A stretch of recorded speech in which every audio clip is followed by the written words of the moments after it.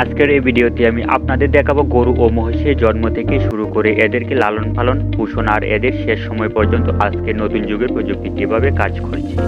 এছাড়াও এই ভিডিওতে এমন এমন জিনিস দেখবেন যা আপনি আগে কখনো দেখেননি।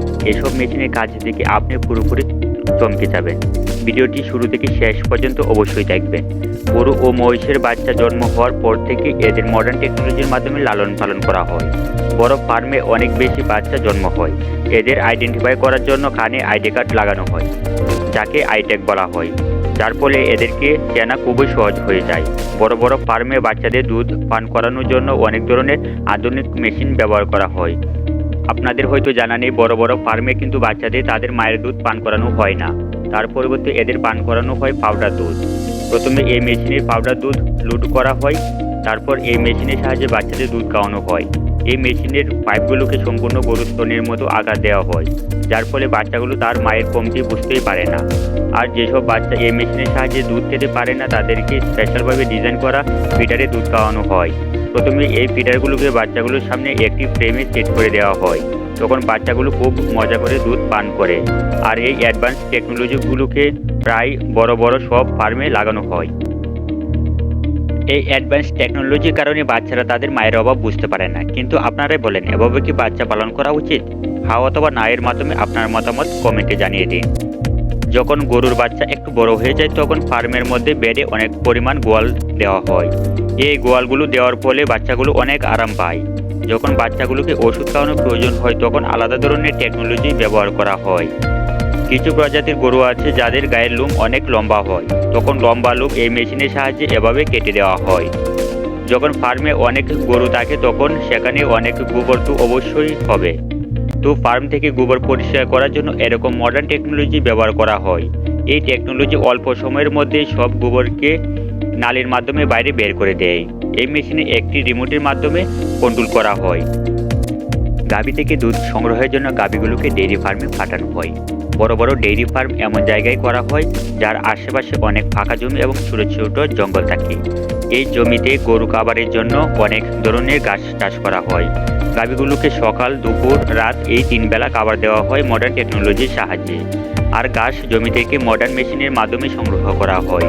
সংগ্রহ করার পর তাজা ঘাস ফার্মে এনে গরুর সামনে দেওয়া হয়। এভাবে গাভীগুলো ঠিক সময়ে তাজা তাজা ঘাস খেতে পারে।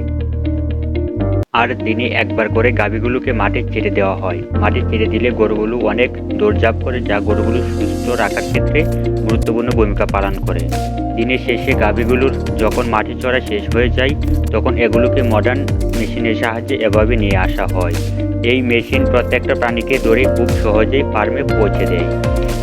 আর যখন গরুর সংখ্যা অনেক বেশি হয় তখন এভাবে গরুগুলোকে আটকানো হয়, ভিতরে খাবার দেওয়া হয় আর খাবারের লোভে গরুগুলো ভিতরে প্রবেশ করে। এভাবে সবগুলো গরুকে ধরে ফার্মে নিয়ে যাওয়া হয়। আর যখন গরুগুলোর আলসে আসে তখন গরু এই মেশিনের নিচে চলে আসে, যেখানে গরুগুলো অনেক আরাম পায়। এই টেকনোলজির সাহায্যে গরুর পুরো শরীর মাসাজ করাও হয়ে যায়। এসব গাভী থেকে সকাল বিকাল 2 সময়ে দুধ সংগ্রহ করা হয়। যখন ফার্মে গাভীর সংখ্যা অনেক বেশি থাকে তখন মডার্ন টেকনোলজির সাহায্যে দুধ সংগ্রহ করা হয়। এই মেশিন প্রথমে স্তনের উপর বসানো হয়, তারপর সমস্ত দুধ আলাদা পাইপগুলোর সাহায্যে একটি ট্যাঙ্কে এসে জমা হতে থাকে। দুধ সংগ্রহ করার পর সেগুলোকে প্রসেস করার জন্য ফ্যাক্টরিতে পাঠিয়ে দেওয়া হয়। এখানে মেশিনের সাহায্যে দুধের মধ্য থেকে ক্রিম আলাদা করা হয়, যার ফলে দুধ একদম বিশুদ্ধ হয়ে যায়। এরপর দুধ গরম করে ফুটানো হয়। এরপর দুধকে ঠান্ডা করে প্যাকেট ও বোতলে প্যাকেজিং করা হয়। এভাবেই বাজারে দুধ সাপ্লাই করা হয়।